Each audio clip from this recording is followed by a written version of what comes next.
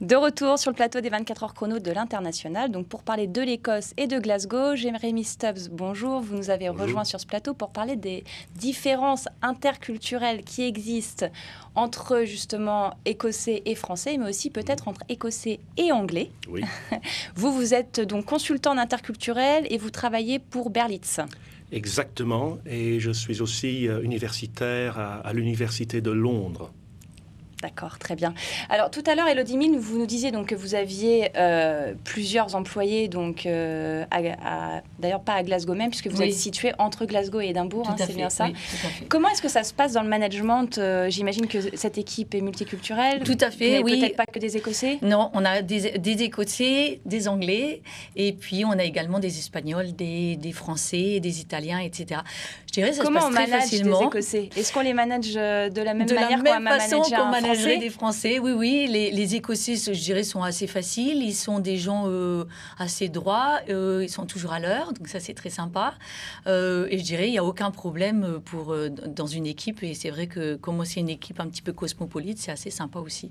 Alors, tout à l'heure, en introduction, on parlait justement du référendum sur l'indépendance de l'Écosse, qui est prévu en 2014. Quel est un peu le pouls de la population, vous qui êtes basé justement en Écosse? Est-ce que ça attise peut-être les tensions entre Écossais et Anglais? Je ne sais pas s'il y en a vraiment des tensions, en fait. On entend ça dans les médias, mais finalement, dans la vie de tous les jours, la majorité des familles sont aussi bien anglaises que écossaises. La grand-mère est anglaise, le père est écossais. Donc, en fait, on en entend beaucoup parler dans les médias, mais finalement, dans la vie de tous les jours, Écossais et Anglais vivent ensemble, aussi bien en Écosse qu'en Angleterre, sans friction et sans tension. Donc, c'est ça qui étonne un peu dans cette indépendance, je trouve. Alors, Jérémy Stubbs, justement, vous faites des formations interculturelles. Vous préparez les Français, finalement, pour qu'ils s'intègrent le mieux possible lorsqu'ils partent en expatriation. Quelles sont les différences? Sur quel point vous les conseillez? Vous les mettez en garde?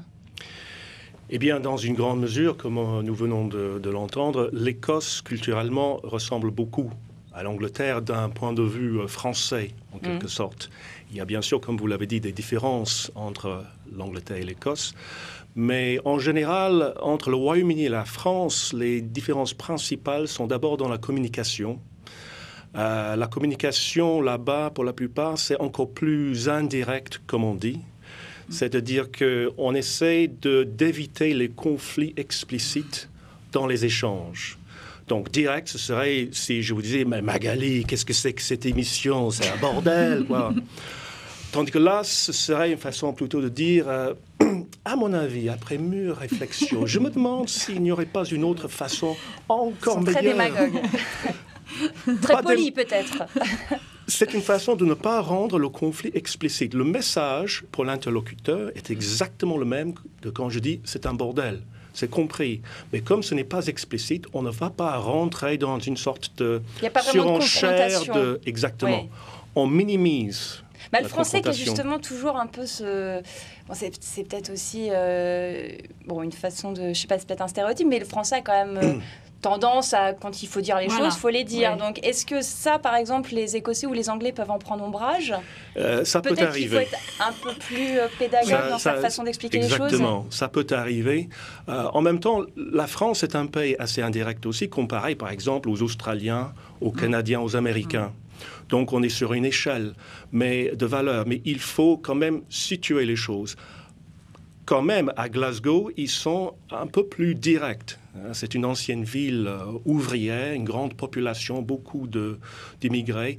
Donc là, il y a une culture beaucoup plus directe, Il y aurait une différence entre le nord et le sud de l'Écosse? Entre le nord et le sud, et entre le sud-ouest et l'est aussi. Il faut dire que le caractère, là on est un peu dans la caricature, mais la caricature n'est pas absolument sans rapport avec la réalité. Le mot en anglais qu'on utilise pour qualifier les Écossais, c'est « dour », qu'ils prononcent « dur », qui veut dire un peu taciturne, un peu réservé. Donc les gens typiques de l'Écosse sont un peu comme ça. Mais les Glaswegians, c'est plutôt le contraire. Donc, il n'y a pas de généralité là. D'autres aspects quand même du management en quelque sorte des Britanniques et des Écossais, moins de hiérarchie qu'en France, beaucoup plus de travail d'équipe, beaucoup plus d'autonomie et d'indépendance. Donc il faut ménager à la fois le sentiment, le désir d'être autonome du salarié, mais aussi dans une certaine mesure parfois l'illusion il faut laisser aux collaborateurs au moins l'illusion d'être autonome, parce que c'est important pour leur motivation. Vous êtes d'accord avec ça, Élodie ? Oui, je pense que vous avez c'est un peu comme ça que vous fonctionnez. Bien résumé.